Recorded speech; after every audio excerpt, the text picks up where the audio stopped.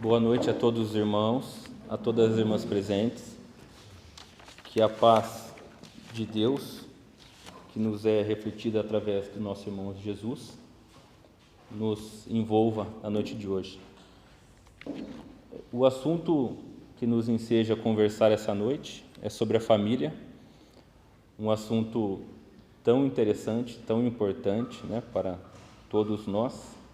Então, é realmente um convite que eu faço para a gente juntos refletir sobre esse tema que é de longe maravilhoso, né? Segundo uma citação de Divaldo Pereira Franco, deixa eu fazer uma pergunta antes. Tem alguém que é a primeira vez que vem à Casa Espírita, que não conhece o Espiritismo? Sejam muito bem-vindos. Divaldo é um escritor, né, palestrante, médium espírita, de muito famoso, né, no Espiritismo. Se alguém não conhece, pode pesquisar na internet, é muito fácil, né, achar informações, livros, obras, várias obras. Então, Divaldo coloca que a família é a célula básica do organismo social que é a sociedade. Então, ele coloca que quando a família se desestrutura, a sociedade tomba.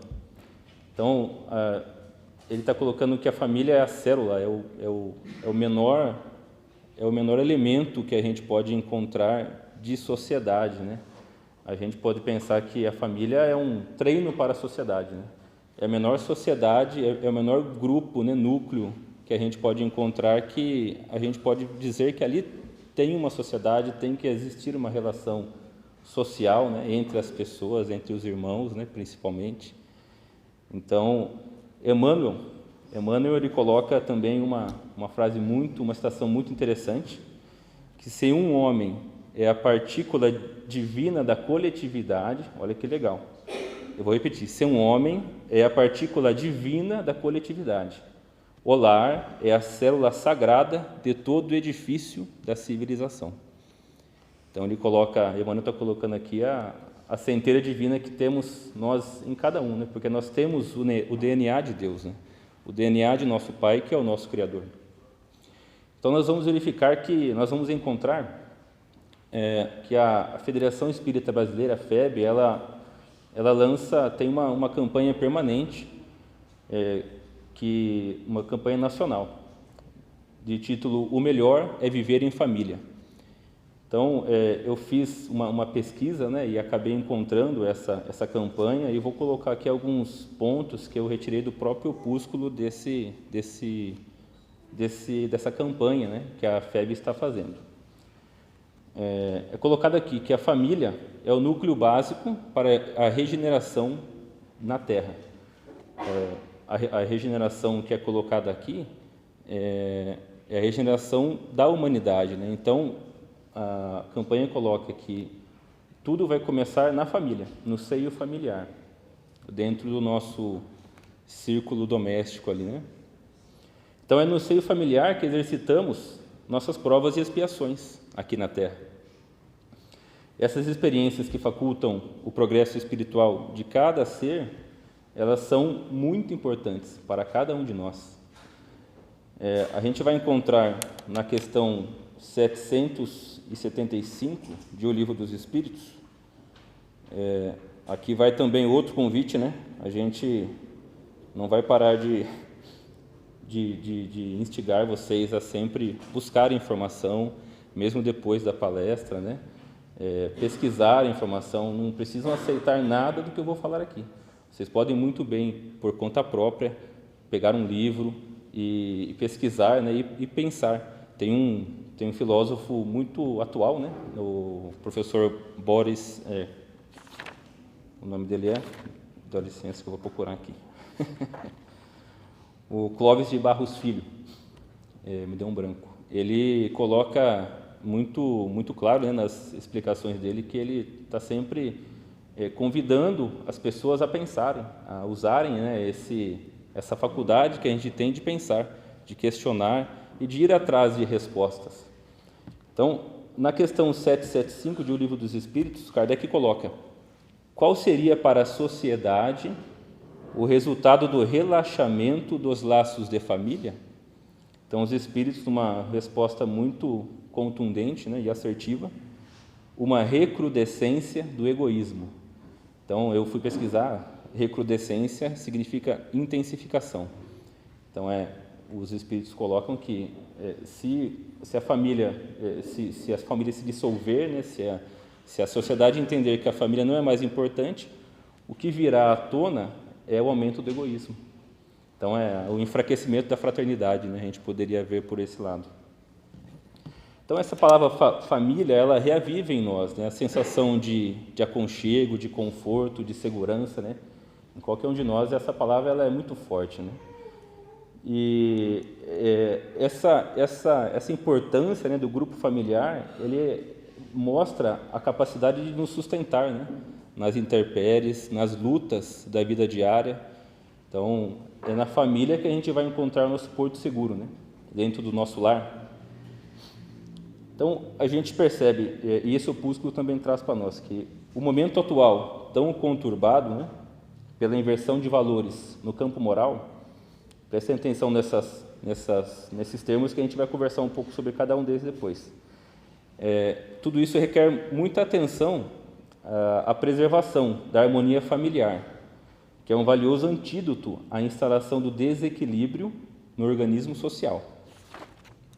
A gente está falando de novo de sociedade, né? Então, o lar terreno, na visão espírita, representa a oportunidade de aprendizado e prática dos valores do espírito. Tem uma história muito bonita quando a gente fala da prática dos valores do espírito, né? No livro Nosso Lar, de André Luiz, que foi uma psicografia do Francisco Cândido Xavier, tem a história da mãe de André Luiz, que ela tem que voltar, ela assume uma missão, né, para voltar e ajudar entes queridos dela, seres, espíritos que eram caros para o coração dela, o marido e outras pessoas, que eram muito caros, então era uma missão, ela não tinha mais nenhuma ligação, mais nenhuma expiação, né, o resgate para com aqueles seres, mas ela se propõe a assumir essa missão. É muito bonita essa história, eu recomendo que vocês leiam o livro Nosso Lar. É o primeiro livro da série A Vida no Mundo Espiritual, de André Luiz. É uma série de 13 livros, uma história, uma explicação muito bonita e muito abrangente. Então, a gente colocou aqui, a gente verifica que a gente falou de inversão de valores morais. O que seria moral, né? O que é essa inversão de valores morais? A moral, segundo o professor Clóvis de Barros Filho, é como a gente acha que deve agir ou não agir. Mas essa decisão da ação ou da não ação é uma decisão que a gente toma em cima de um conjunto de princípios, mas a gente tem liberdade de tomar essa decisão. A gente decide livremente seguir ou não a moral. Então, tem um exemplo muito claro que ele dá, e a gente já vivenciou algumas vezes situação parecida, na qual ele estava num país estrangeiro e ele saiu 2h da manhã para andar e encontrou uma banca de jornal, não tinha um jornaleiro. Então, as revistas estavam ali, o jornal estava ali e estava a caixinha do dinheiro. Então, você podia pegar o que você precisasse, colocava o dinheiro ali e fazia o seu troco se precisasse. Então, ele dá essa exemplificação. Nessa hora, você escolhe usar a moral, né? Agir com a moral que você conhece ou não.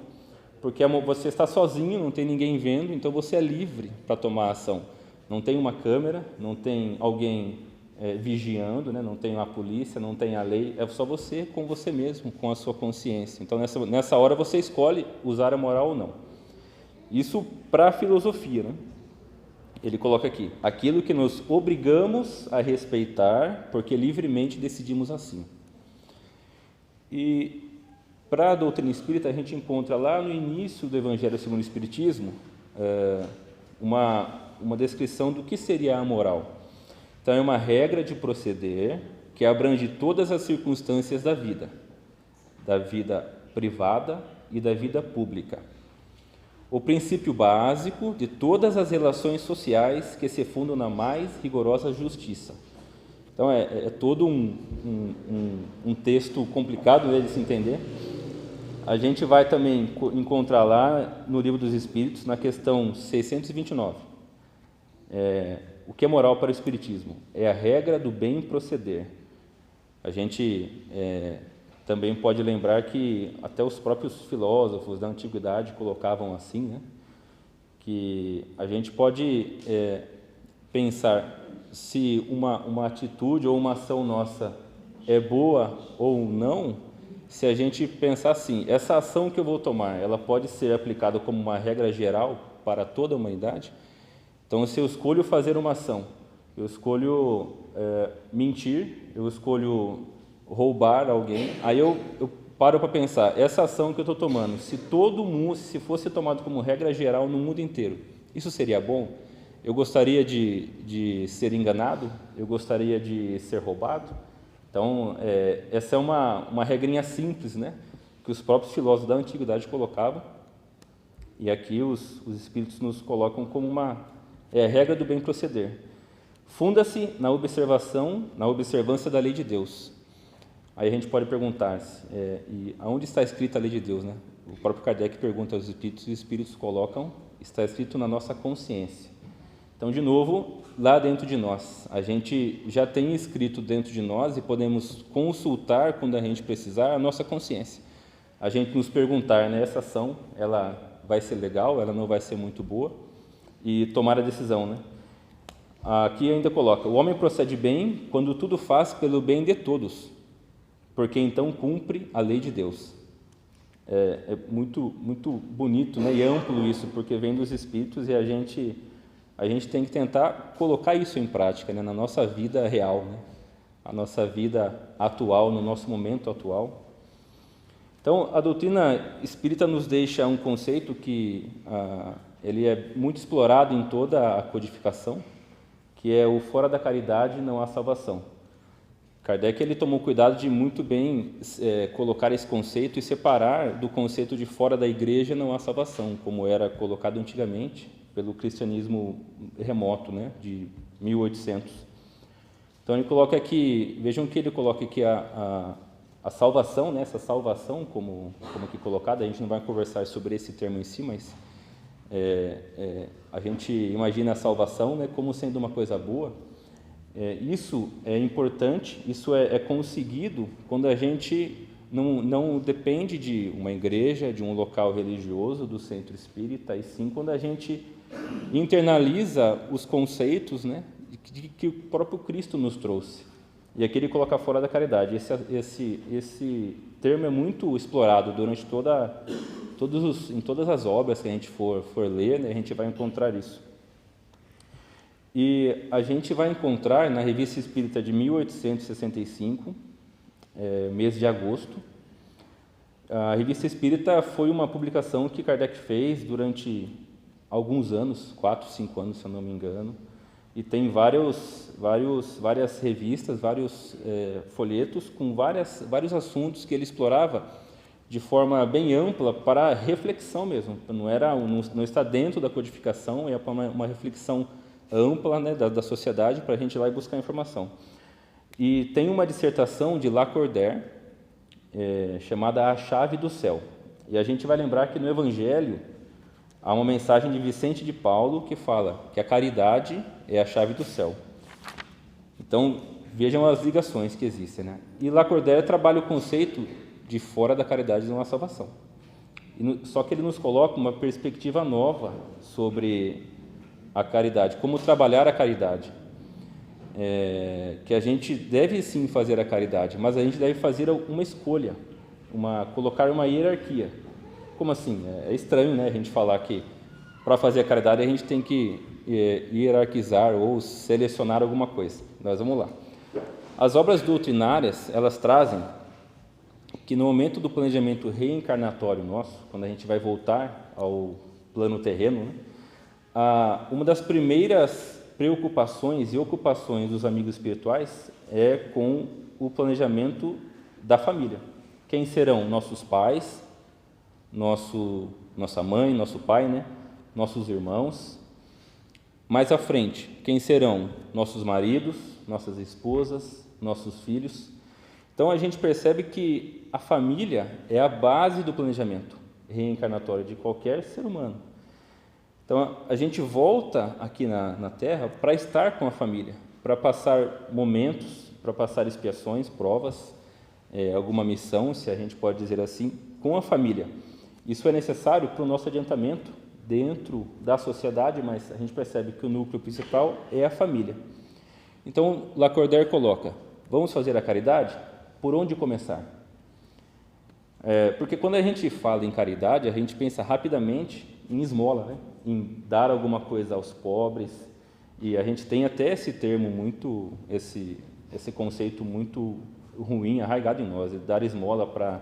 Como se é uma esmola, não é nenhuma caridade, esmola não é caridade, né? O dar só por dar, o dar para tirar a pessoa dali, para se afastar, para não ter aquele incômodo, né? Pega uma moedinha, pega um dinheirinho e tchau, né? Não.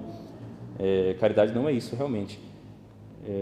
Então, Lacordaire coloca alguns pontos que ele coloca como uma hierarquia para a gente fazer caridade. Olha que interessante. Primeiro ponto, vossas esposas, vossos maridos e vossos filhos são os primeiros pobres que deveis atender. Então, pobres entre aspas, né? Então, as primeiras pessoas com as quais a gente deve se preocupar fortemente é com a nossa família. Para quem é casado, né? O marido, a esposa, os filhos, são os primeiros entes, né? São os laços mais fortes que a gente tem que ter e tem que cuidar desses laços. Mostrando de novo que o foco está na família. Em segundo lugar, um segundo degrau, podemos colocar assim, aqueles que vos deu a vida. Então, vosso pai, vossa mãe, né? E também aqueles que cuidaram de você na adolescência. Durante o seu crescimento, a gente pode colocar assim, né? Hoje em dia, um termo muito contemporâneo é o tutor, né? Aquele que cuida, né? E ajuda durante o crescimento, durante a adolescência. Essas pessoas estariam num segundo degrau. Então a gente cuidou da nossa família, do nosso esposo, nosso marido, nossos filhos. A gente tem que olhar sim para o nosso pai, para a nossa mãe, para quem nos cuidou durante a adolescência, durante o nosso crescimento. Em terceiro degrau, vossos irmãos. Porque não é à toa, né, que a gente está numa família, tem os irmãos que tem, para viver durante um período longo junto, né? Então, estamos ali para ajustar alguma coisa. Então, e é daí também que vem o termo fraternidade, né? A gente tem que criar esse laço forte, unido e aprender a dividir os ambientes, a dividir até o próprio alimento, né? A refeição, dividir com o irmão, aprender que ali é o primeiro ser que você tem contato é o seu irmão, né? Então, de novo, aquele que a gente falou no início do treinamento para a sociedade, né? O aprender a dividir, a não fazer ao outro que a gente não gostaria que nos fizesse. O irmão é o primeiro, né? O irmão, a irmã, que a gente vai brigar mais, que a gente vai brincar mais também. Então, o irmão está ali para isso, né? Então, a gente tem sim que lembrar do nosso irmão. E às vezes a gente vê pessoas que se casam, né, e constituem família e não querem mais saber, né, da família, dos irmãos. Não quero mais saber desses irmãos, que eles me causam muito problema. Então, não é assim, a gente tem sim que dar prioridade para o nosso núcleo familiar da família, mas daquela família que você constituiu, mas não esquecer desses irmãos. Em quarto lugar, amigos do coração. Então, veja que o Lacordaire coloca uma hierarquia, né? Então, nesse degrau aqui, os amigos do coração, a gente tem que cuidar deles. Mas não é saudável a gente inverter e tomar os amigos como a nossa família, sendo que a gente deveria, às vezes a gente pode até se falar, né, mas porque você não conhece o meu irmão, porque você não conhece a minha irmã, mas não é à toa, né, como a gente acabou de dizer, na verdade está na própria dissertação, né, mas a gente está aqui para pensar, né, não é à toa que a gente vem num ambiente, num círculo doméstico, como a gente sempre ouve falar, Deus não erra, né, nós somos criaturas certas, nos lugares certos, né, com a família correta, com o pai, com a mãe, com o marido, com a esposa e os filhos, que são as pessoas perfeitas, a gente pode dizer, naquele momento para estar conosco, para a gente desenvolver o nosso amor, a nossa fraternidade, todas as nossas virtudes, né? Então, esse ajuste tem que ser com a família, né? A gente nasce com a família que precisa. Em quinto lugar, você atendeu, o Lacordaire coloca bem assim, você atendeu todos esses 4 degraus, então vá fazer a caridade para os miseráveis, a começar pelos mais necessitados. Então vejam que é uma dissertação, né? Vejam que não está na codificação, a gente não encontra isso num livro da literatura espírita, mas está aqui para a gente pensar. O Espírito nos coloca aqui. Pensem sobre isso e vejam se isso é importante para vocês, se fazem sentido para vocês. Então, é colocado, né, que a caridade começa na família, porque a maior parte da nossa missão aqui na Terra é com a família, porque a gente está a maior parte do tempo com a família, ou é assim que deveria ser, né? Então, o nosso primeiro foco de dedicação tem que ser a família. Eu quero adiantar um pouquinho, porque eu queria falar um pouco sobre, quando a gente fala de família, né, a gente fala de filhos, a gente fala de educação, e a gente está numa casa espírita e a gente verifica que é muito importante, a gente encontra isso na literatura espírita, a gente vivencia isso, é muito importante a gente apresentar esse caminho que Cristo nos deixou para os filhos, para a nossa família. Então, a gente trazer o filho para a evangelização, apresentar o Evangelho para os filhos dentro da própria casa, praticar o Evangelho no lar. Se alguém aqui não sabe, nunca praticou, temos aqui folhetos e todos os servidores podem também ajudar, dar uma referência de como que eu faço o Evangelho no meu lar. A gente consegue fazer isso e levar para dentro da nossa casa esses ensinamentos devagarinho ali com a família. Poxa, eu nunca fiz, eu não sei como faz, começa devagar. Eu tenho um filho pequeno, tem que ser uma coisa mais agradável para as crianças, né, para os filhos, não adianta ser aquela ditadura, né? Então, tem que ser agradável para os filhos, para eles também poderem participar, para trazer eles juntos, né? Isso é muito importante. Eu gostaria de explanar rapidamente sobre tem um vídeo no YouTube do Rossando Klinger e de um parceiro dele que eles falam sobre a educação dos filhos nessa era digital, né? Que a gente percebe, ouve e fala, nossa, tá muito mais difícil criar filhos hoje em dia. E a gente percebe que realmente não é à toa, né, que a gente pensa sobre isso. Porque antigamente as mães e os pais, eles costumavam dizer, né, eu durmo tranquilo quando meu filho chega, né? Quando o filho chega da rua, eu posso descansar. Hoje já não é mais assim. Porque hoje o filho chega, mas ele vai para o quarto, e no quarto tem o celular e tem o computador. E o celular e o computador hoje trazem um risco enorme, né, para a família, para os filhos, para a gente controlar isso. Porque hoje a internet ela disponibiliza redes sociais inúmeras, variadas, e algumas, e não só as redes sociais, né, mas pessoas que estão por trás ali de uma conversa, de um chat, que não quer o bem do seu filho, ele quer fazer o mal. Então, os chamados haters, né? Tem os hackers também que querem invadir e quebrar tudo, mas hoje a gente tem esse desafio a mais, né? Que é a educação dos filhos nessa era digital. Como a gente controla isso? Então, a gente não pode achar que sou um pai super moderno, sou um amigo do meu filho porque ele tem um celular liberado, rede de dados liberada para usar a hora que quiser, o tablet, o computador está no quarto dele, coloquei uma televisão para ele ficar tranquilo, porque até o próprio Isami Tiba é um professor também, ele tem uma frase muito interessante, que criar uma criança é fácil, basta satisfazer-lhes as vontades, né, dando presentes. Educar é difícil e trabalhoso. Então, e a gente vive isso na pele, né? Eu tenho também 2 filhos lindos, maravilhosos, que seria muito simples agradá-los com presentes, mas é mais fácil, né, a gente dar presente do que estar presentes. estar do lado, conversar, né? Ouvir a criança.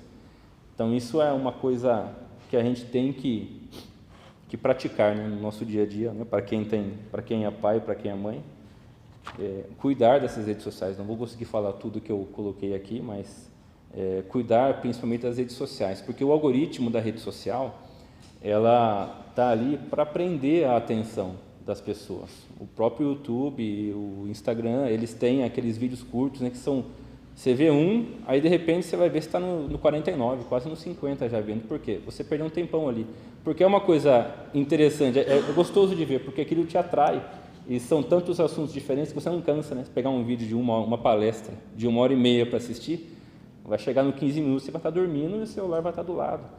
Então, os algoritmos, eles fazem isso, e eles têm algoritmo por trás para atrair a atenção das crianças, dos adolescentes, com assuntos